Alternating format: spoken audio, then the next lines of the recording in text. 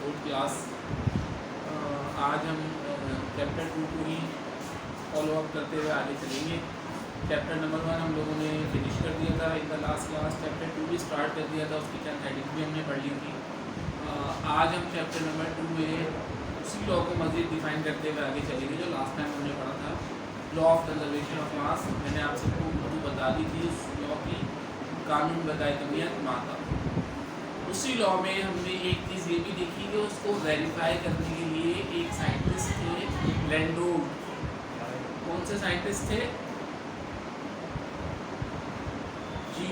उन्होंने एक practical verification दी। उस प्रैक्टिकल वेरिफिकेशन के ज़रिए उन्होंने इस बात को साबित किया कि हाँ, ये लॉ बिल्कुल दुरुस्त है। Before the reaction and after the reaction there is no any chemical change. मतलब कि ना केमिकल मासेस में इजाफा होता है, ना केमिकल मासेस में कमी होती है। जो रिएक्शन से पहले था वही रिएक्शन के बाद बिल्कुल एग्जैक्ट सेम रहता है। तो इस लॉ को मैं आज डिफाइन करूँगा। पहले आप सब लोग मुझे बता दें, all of you have carry your books. आप सबके हाथों में बुक्स मौजूद हैं। उसमें आपको लैंडोल्फ एक्सपेरिमेंट नज़र आ रहा है, लिखा हुआ है चैप्टर नंबर 2 में।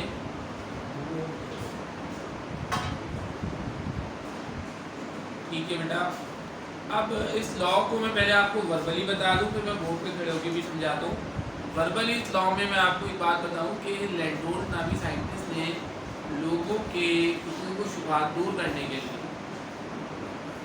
एक ऑब्जेक्ट लिया, एच की तरह का बना हुआ, एच शेप ऑब्जेक्ट, जिसमें 2 ट्यूब्स थी। ठीक है, उन 2 ट्यूब्स की खास बात ये थी कि बीच से काट कर उन 2 ट्यूब्स को आपस में एक तीसरी ट्यूब के जरिए मिला दिया गया था। बेसिकली वैसे देखा जाए तो 3 ट्यूब्स थी, लेकिन हम 2 ट्यूब जिस तरह जो वर्टिकल पोजीशन में देख रहे हैं वो थी। और उसने क्या किया, ऊपर से उनको खुला रखा। एक लेफ्ट साइड वाली जो हमारी ट्यूब थी उसमें उसने डाला AgNO3 silver nitrate. Right side वाली जो ट्यूब थी उसमें उसने डाला HCl सिल्वर नाइट्रेट और हाइड्रोक्लोरिक एसिड। ये दोनों उसने कंपाउंड लिए ताकि वो इनका रिएक्शन करवाए और रिएक्शन के बाद ये चीज़ आपके सामने आए कि जनाब देख लीजिए, there is no chemical change in the chemical masses.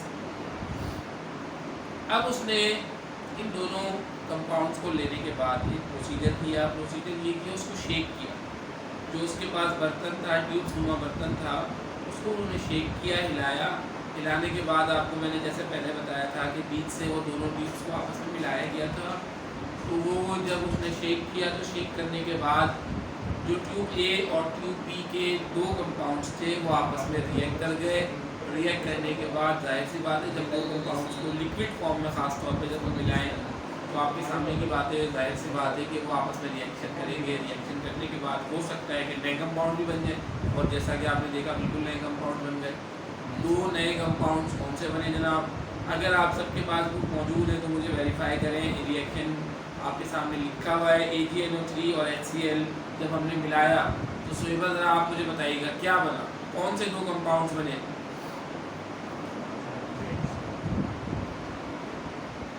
Are you listening me सुहेबा?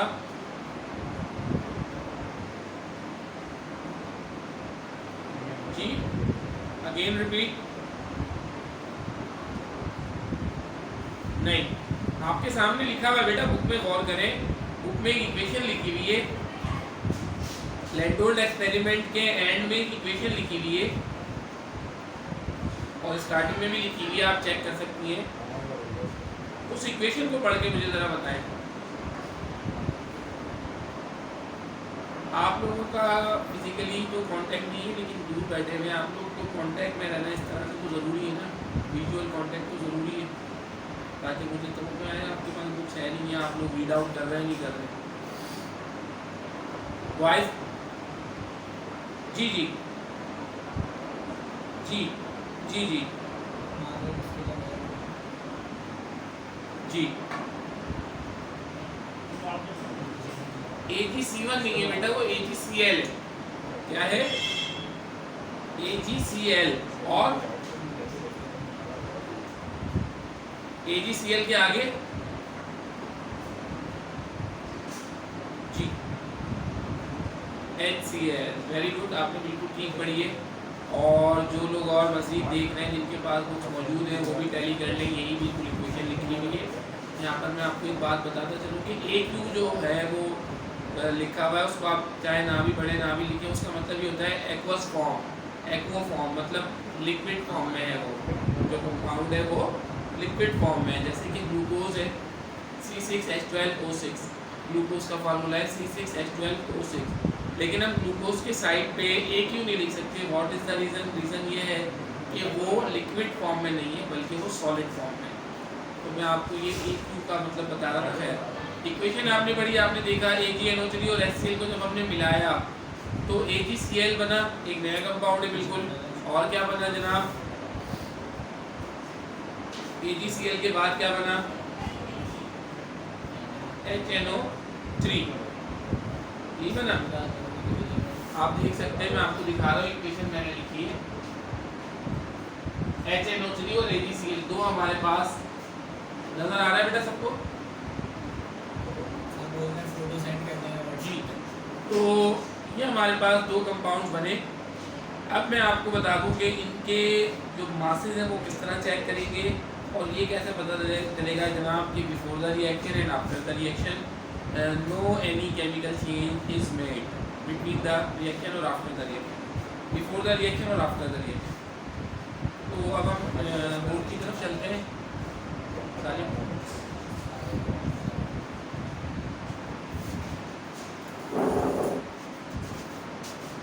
सबसे पहले मैं आपको इसमें स्टेटमेंट पढ़ के दोबारा बता रहा हूँ। Law of conservation of mass.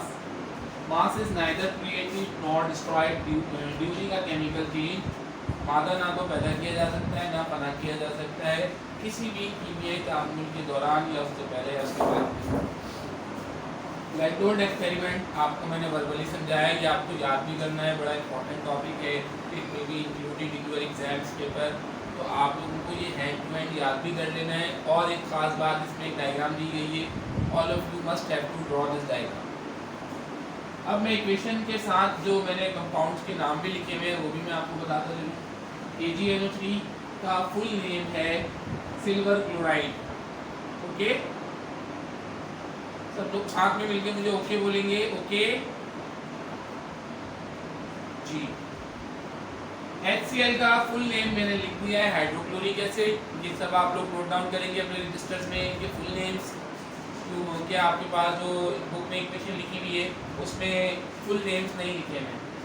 Arrow आपको मैंने बता दिया था क्या मेंशन करता है। एरो ये बताता है कि जनाब तब्दीली वाकई हो चुकी है, और एरो के लेफ्ट साइड में जो चीज़ें मौजूद हैं वो रिएक्टेंट्स हैं, और एरो के राइट साइड में जो चीज़ें मौजूद हैं वो प्रोडक्ट्स हैं। तो we have two reactants in this equation and two products. तो दो प्रोडक्ट्स जो नए हासिल हुए हमें AgCl और HNO3, उनका भी मैंने फुल नेम लिख दिया है। आपके सामने लिखा हुआ नजर आ रहा होगा, you can tally on your mobiles. Silver chloride, AgCl की फुल फॉर्म क्या है? Silver chloride. और दूसरा वाला जो हमारे पास कंपाउंड है आफ्टर द रिएक्शन जो बना एज अ प्रोडक्ट वो है नाइट्रिक एसिड। HNO3 की फुल फॉर्म क्या है? Nitric acid. जी, सब लोग बोले फॉर्मूला। फॉर्मूला क्या है? HNO3 जी। अब आपको मैं एक चीज़ बता दूं, आप लोग सब लोग इस इक्वेशन को गौर से देख लें। यहाँ पर अगर मैं देखूँ Ag के लेफ्ट साइड पर अमाउंट कुछ नहीं लिखा हुआ है, इट मींस दैट ये 1 है। राइट साइड पे नीचे भी कुछ नहीं लिखा हुआ है, इसका मतलब ये 1 है। यहाँ पे अगर हम गौर करें किसी किस्म की कोई तब्दीली वाकई नहीं हुई। यहाँ पर बिफोर द रिएक्शन भी Ag1 था, आफ्टर द रिएक्शन भी Ag1 था, यानी कि उसके एक जो था मोल ने रिएक्शन में हिस्सा लिया और रिएक्शन के बाद भी एक मोल ही मौजूद रहा। नाइट्रोजन की अगर हम बात करें N की, तो नाइट्रोजन यहाँ पर आप देख सकते हैं 1 मोल है, यहाँ पर भी 1 है। ऑक्सीजन यहाँ पर अगर हम मल्टीप्लाई करते हैं 1 3 3, ऑक्सीजन यहाँ पर आप चेक कर सकते हैं कितने 3। हाइड्रोजन की अगर हम बात कर लें, हाइड्रोजन कितने 1, यहाँ पर हाइड्रोजन कितने 1। क्लोरीन की अगर हम बात कर लें, Cl की फुल फॉर्म है क्लोरीन, तो वो यहाँ पर मौजूद कितने 1 और यहाँ पर Cl कितने मौजूद हैं 1। तो आपने देखा किसी में भी एक लफ्ज़ का भी इजाफा नहीं हुआ, 1 डिजिट का भी इजाफा नहीं हुआ। जितने उनके अमाउंट्स बिफोर द रिएक्शन थे उतने ही उनके अमाउंट्स आफ्टर द रिएक्शन हमने देखे। इसका मतलब साफ साफ है कि आपके पास जो अमाउंट था रिएक्शन से पहले वही अमाउंट रहा रिएक्शन के बाद। Is there any type of confusion in your mind that you may ask me? कोई है कंफ्यूजन किसी के जहन में बेटा? गर्ल्स, अगर आपसे कोई पूछता है कि इस लॉ में क्या बात बताई गई, क्या समझाया गया, क्या साबित किया गया, तो आप क्या कहेंगे? ये साबित किया गया कि जनाब रिएक्शन से पहले और रिएक्शन के बाद मासेस में कोई तब्दीली नहीं। मैंने इसका फाइनल रिजल्ट लिखा हुआ है, आपकी स्क्रीन पे नज़र आ रहा होगा। तो ये फाइनल रिजल्ट आप सब लोगों ने ज़रूर लिख लेना है क्योंकि बुक में मौजूद नहीं है, मैंने लिख दिया है यहाँ पे। मैं आपको पढ़ के भी बता रहा हूँ ताकि अगर कोई फॉन्ट में मसला हो, राइटिंग में मसला हो तो वो आप क्लियर कर लें। There is no detectable gain और loss of mass in an ordinary chemical reaction. Urdu में भी मैं आपको बताता चलूँ कि किसी भी किस्म का गेन या लॉस नहीं होता, ना हासिल होता है ना नुकसान होता है। गेन का मतलब हम जब कुछ हासिल कर रहे हैं, लॉस का मतलब जब हम कुछ नुकसान की सूरत में या वैसे ज़ाया कर रहे हैं। तो ना हमें हासिल हुआ ना ज़ाया हुआ, क्या चीज़? मास। ठीक है, मास हमें ना हासिल हुआ ना ज़ाया हुआ। इसके दौरान ऑर्डिनरी केमिकल रिएक्शन के दौरान आम कीमियाई तामुल जो है उसको हम कहते हैं ऑर्डिनरी केमिकल रिएक्शन। तो ये टॉपिक क्लियर हो गया। आप सब लोगों को ये टॉपिक अपने पास लिख लेना जी। किसी ने कुछ कहा? अभी कुछ आवाज़ नहीं आई।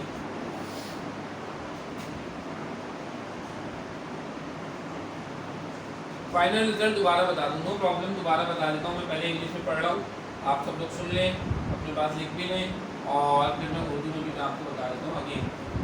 There is no detectable gain और loss.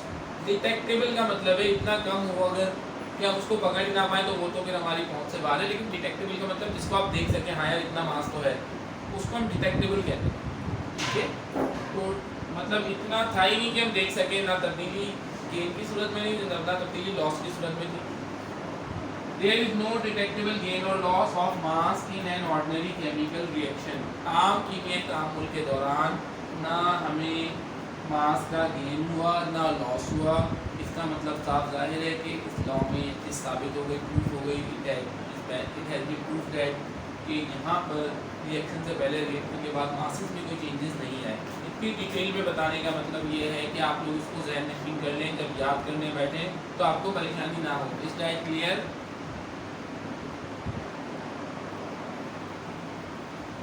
Okay okay, we are going to understand the next topic, और वो है हमारा लॉ नंबर 2। लॉ 2 जो है वो हमारा है law of constant composition. Law of constant composition की उर्दू मैंने लिखी हुई है, आप सब लोग देख सकते हैं। कानून मुस्तकिल तनासुब, उर्दू क्या है? कानून मुस्तकिल तनासुब। अब यहाँ पर इस लॉ की वर्डिंग आप सबको नज़र आ रही होगी। मैं बोर्ड पे लिखने का मतलब जो है मेरा वो यही है कि आप लोग जब मैं पढ़ रहा हूँ तो आप लोगों की नज़रें भी वहाँ मौजूद हों और आप लोग भी देख सकें।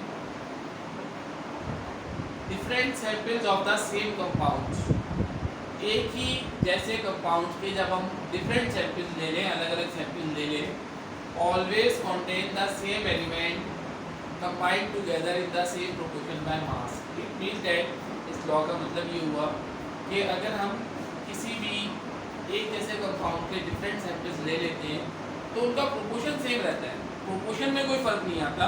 चाहे आप एक कंपाउंड बनाएं चाहे दूसरा कंपाउंड बनाएं। यहाँ पे इन्होंने एक मिसाल बहुत अच्छी दी हुई है। डेली लाइफ में हम एक कंपाउंड को यूज़ कर रहे हैं, वो है पानी। आप सबको उसका फार्मूला याद होगा, और यहाँ पर उसका फार्मूला मैंने लिख दिया है H2O। किसी को पता है H2O को क्या पढ़ते हैं? नहीं, हाइड्रोजन ऑक्सीजन नहीं पढ़ते हैं, मैं आपको बता रहा हूँ। यहाँ बल्कि मैं लिख दे रहा हूँ जी। देखिए एक चीज़ मैं आपको बता दूँ, हाइड्रोजन तो H2 हो गया ठीक है। ऑक्सीजन की अगर मैं बात करूँ, ऑक्सीजन यहाँ पर है एक का मतलब केमिकल लैंग्वेज में इसका मतलब है मोनो, दो का मतलब होता है डाई। तो यहाँ पर ऑक्सीजन के साथ कुछ लिखा हुआ नजर नहीं आ रहा आपको, इसका मतलब ऑक्सीजन एक है। जब एक है तो जाहिर सी बात है मोनो का लफ्ज तो आएगा ना भाई। तो आप इसको क्या पढ़ेंगे, हाइड्रोजन मोनो ऑक्साइड। सबको समझ आ गया? पानी का केमिकल नेम हाइड्रोजन मोनोऑक्साइड है। वैसे आमतौर पर हम उसको वाटर कह देते हैं, केमिकल लैंग्वेज में एक्वा भी कह देते हैं, लेकिन उसका जो ओरिजिनल नेम है बाय इट फार्मूला हमने उसका नाम याद रखना है, वो है हाइड्रोजन मोनोऑक्साइड। अब यहाँ पर जो रिएक्शन वगैरह तो खैर कोई ऐसा नहीं है, सिर्फ फार्मूले की मदद से इसको डिफाइन किया गया है। अगर हम गौर करें, हाइड्रोजन का एटॉमिक मास 1 होता है, हाइड्रोजन यहाँ पर 2 है, उसकी निस्बत से यहाँ पर हाइड्रोजन का जो मास निकला वो कितना निकला 2, और ऑक्सीजन यहाँ पर कुछ भी नहीं लिखा हुआ है, इसका मतलब एक ही है, और एटॉमिक मास भी उसका 16 होता है, तो 16 × 16, तो इसका मास कितना हो गया 16। 216 की निस्बत से इसका हम ले लेते हैं atomic mass of H is 1 and O is 16। अब इसका पार्ट बाय मास जो एंड में बात बताई गई थी कि सेम प्रोपोर्शन बाय मास रहता है, तो वो सेम प्रोपोर्शन आप चेक कर सकते हैं, 202 2 8 16, 18 इसका पार्ट बाय मास प्रोपोर्शन निकला। और ये दूसरे किसी भी कंपाउंड में आप चेक कर लीजिएगा, बिल्कुल सेम होगा। आपके पास मजीद एग्जाम्पल लिखी हुई होगी, आप सब उसमें चेक कर सकते हैं, कोई प्रॉब्लम? इस लॉ में अगर किसी को कुछ पूछना है बेटा, सबसे पहले मुझे ये बताया, आप सब लोगों ने उर्दू लिख ली इसकी, इस लॉ की? मुझे बताएं पढ़ के उर्दू क्या लिखी है आपने?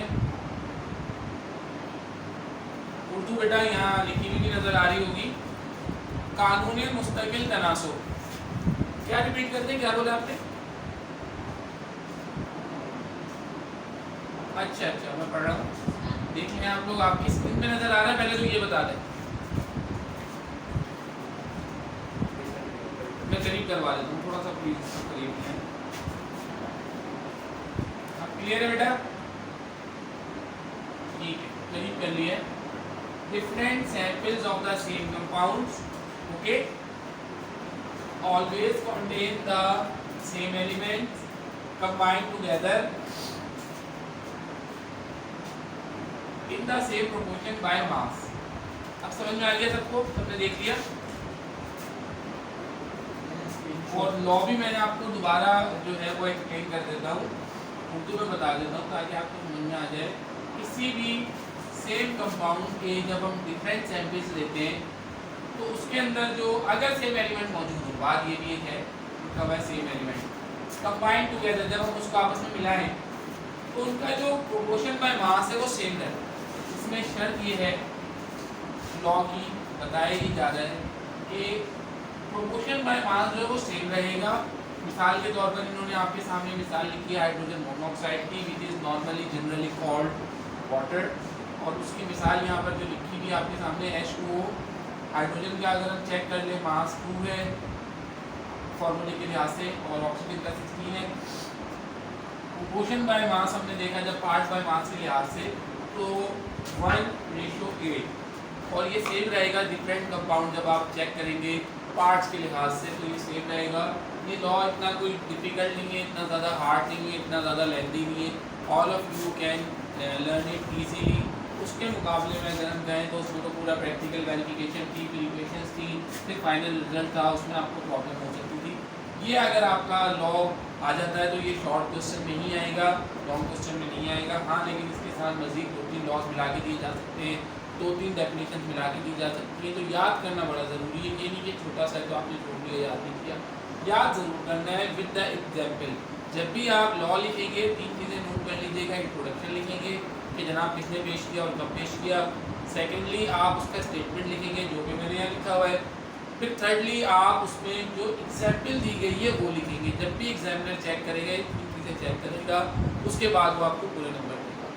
अगर थोड़े बहुत राइटिंग के घटे तो घट गए, अदरवाइज पूरे नंबर आपके आएंगे। बस ये 3 चीज़ें आपने पूरी लिखी है किसी भी लॉ में, और अगर कहीं छोटी मोटी कोई डायग्राम है तो वो भी आपको बता देनी है। फिलहाल तो यानी कि यहाँ आपके सामने बस एक छोटा सा फार्मूला है जिससे ये मेंशन हो रही है बात कि जनाब इसकी जो मिसाल है वो ये है, और इस तरह से इसमें लॉ को प्रूफ करना है। कोई प्रॉब्लम बेटा किसी को? तो आज हमने क्या क्या पढ़ा, मैं दोबारा आपको रिव्यू दे देता हूँ। मैं now I am going to switch,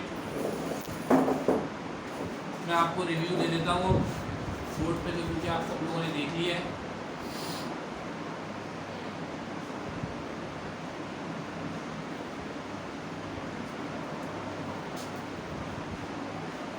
मैं क्लियर नज़र आ रहा हूँ आप सबको? जी, तो आज हमने क्या पढ़ा, लॉ ऑफ कांस्टेंट कंपोजिशन। हम पिछली क्लास में भी पढ़ चुके थे। आज हमने मज़ीद उसको डिस्क्राइब किया, साथ ही लैंडोल्ट एक्सपेरिमेंट की मदद से हमने उस लॉ को प्रूव किया कि जनाब इस लॉ में जो बात बताई गई है आया वो दुरुस्त है या नहीं, ठीक है या नहीं। और वाकई में हमने देखा कि जब लैंडोल्ट ने प्रैक्टिकल वेरिफिकेशन दी तो लोग मानने पर मजबूर हो गए कि हाँ जी ये लॉ बिल्कुल करेक्ट है, दुरुस्त है और इसमें कोई डाउट नहीं है। विदाउट एनी डाउट उन्होंने इस चीज़ को, इस बात को मान लिया या मानने पर मजबूर हो गए, क्योंकि अब उनके पास कोई रास्ता नहीं था। और वो लॉ जो था उसमें मैंने आपको बता दिया, उन्होंने एक बर्तन यूज़ किया जिसकी दो ट्यूब्स थी, लिप ए लिप बी। ए में उन्होंने रखा था, आपके सामने लिखा हुआ नज़र आ रहा है AgNO3, और बी में उन्होंने रखा था HCl लिखा हुआ नज़र आ रहा है आपके सामने। जब इन दोनों को उन्होंने मिलाया आफ्टर शेकिंग, यानी कि शेक किया, तो आपने देखा AgCl नया कंपाउंड बन गया है, सिल्वर क्लोराइड, और नाइट्रिक एसिड HNO3 एक नया कंपाउंड बन गया। कोई प्रॉब्लम? सब लोग बताएं बेटा, सब लोग जवाब देंगे ताकि मुझे पता चल सके सब लोग अटेंशन बैठे हैं।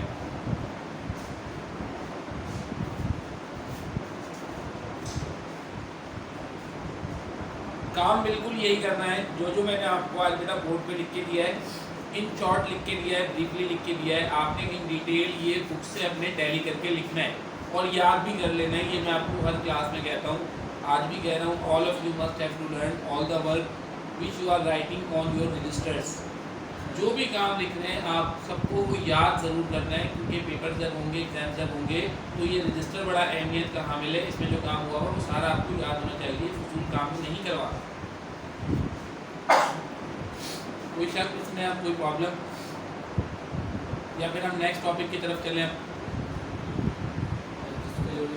यूट्यूब के कमेंट बॉक्स से पूछ सकता है जी।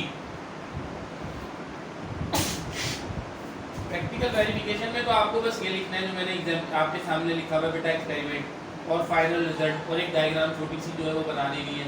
इसका सेकंड जो है ये आपके सामने नज़र आ रहा होगा, लॉ ऑफ कांस्टेंट कंपोजिशन।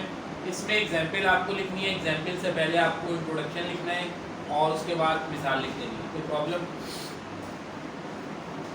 यही काम आपको लिखना है बेटा, यही काम याद करना है, इसमें कोई प्रॉब्लम नहीं होनी चाहिए कि आप लोगों ने काम नहीं किया या याद नहीं किया। ये तो देखें, आप मैं फिजिकली चेक नहीं कर रहा हूँ कौन काम कर रहा है कौन नहीं कर रहा है, लेकिन आप सबको ये हैंड टू हैंड करके रखना है, क्योंकि किसी भी दिन बुला के रजिस्टर जमा किए जा सकते हैं, काम चेक किया जा सकता है, फिर आप प्रॉब्लम का शिकार हो जाएंगे कि जनाब हमने तो काम ही नहीं किया, आपने तो किया ही नहीं, लिखा ही नहीं।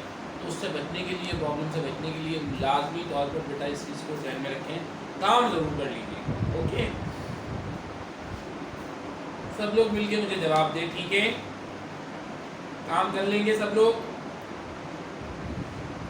Okay, I am going to leave the class. किसी को कोई और सवाल अगर मज़ीद करना है तो मैं आपको 2 मिनट दे रहा हूँ, आप कर सकते हैं। किसी के जहन में कोई सवाल गर्दिश कर रहा हो आज की क्लास के हवाले से, और अगर किसी को पूछना तो यूट्यूब पे कमेंट बॉक्स में पूछ सकते हैं।